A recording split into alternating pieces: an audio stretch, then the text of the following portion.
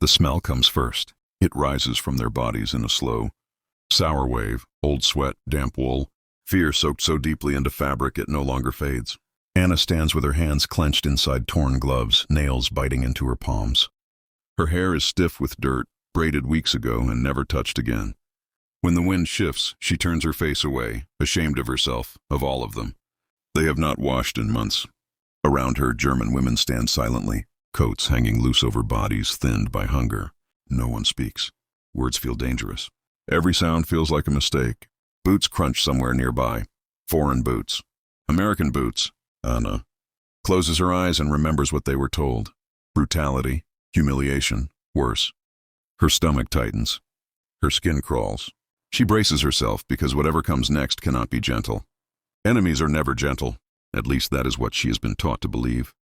The journey into captivity feels endless, measured not in miles but in heartbeats and hunger. They are packed into trucks that smell of oil and cold metal, the wooden benches biting into their backs with every jolt.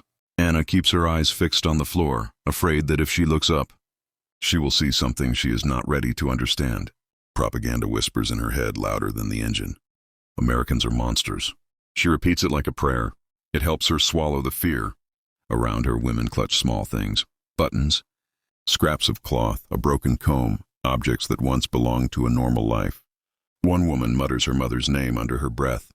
Another stares straight ahead, lips moving silently, counting each breath as if it might be her last. The air grows cleaner as they travel, strangely so. Fields pass untouched by bombs. Houses stand whole. This unsettles Anna more than ruins ever did. They expect blows, dogs, hands that grab too hard. Instead, there is quiet.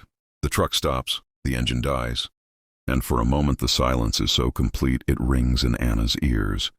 An American soldier gestures with his hand, not roughly, not kindly either, just firm, down.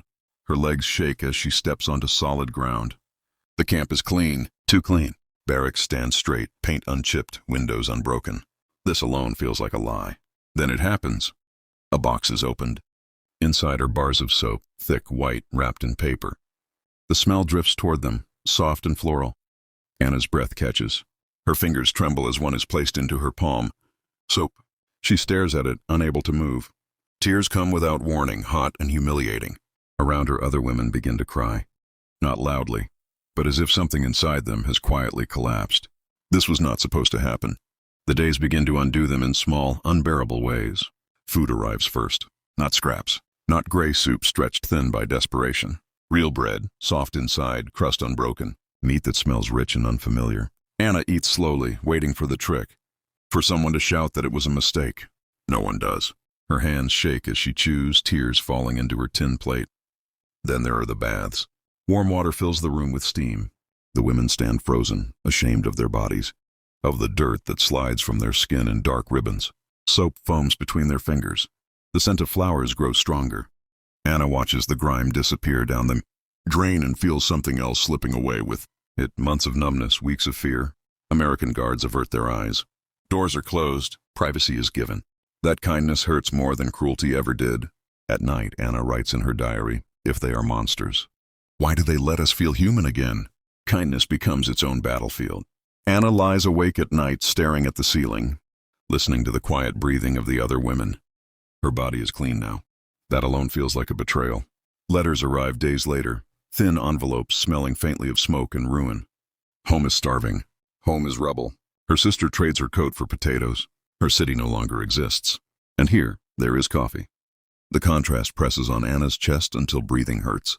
Gratitude coils tightly with shame. Each decent meal feels like a theft from someone she loves. Each gentle order from an American guard chips away at the stories she was raised on. They are breaking us without touching us, one woman whispers in the dark. Anna understands. Cruelty would have been easier. Hatred would have held. But this quiet care dissolves certainty. If the enemy is human, then what does that make everything they believed? She closes her eyes, afraid of the answer forming inside her. The announcement comes without ceremony. A notice is read aloud in a calm, measured voice. Transfers, releases. The war is ending its grip on them. Loosening fingers one by one. Some women weep openly. Others feel nothing at all. Anna stands still, the words washing over her without shape, without sound. She has learned that endings can be as frightening as beginnings. That night she bathes again. The water is warm.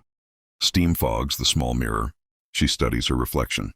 Clean skin, hollow eyes, hair finally soft beneath her fingers. She barely recognizes herself. The girl who arrived smelling of fear and decay feels impossibly distant, like someone from another lifetime.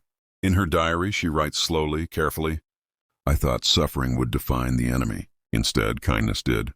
She thinks of the soap, the bread, the way the guards looked away to preserve dignity. None of it fits the stories she was given. None of it can be erased. When morning comes, the camp stirs gently. Birds perch on the fence as if it were any other place. Anna steps outside, breathing deeply, the air clean and sharp. She realizes the most haunting truth is not that the Americans were merciful. It is that mercy survived it all. As she prepares to leave, she understands something quietly, painfully clear. War did not only destroy cities and bodies, it shattered certainty, and in its place, it left questions that will follow her forever. The greatest shock was never captivity. It was learning that humanity could still exist. Even here, even now.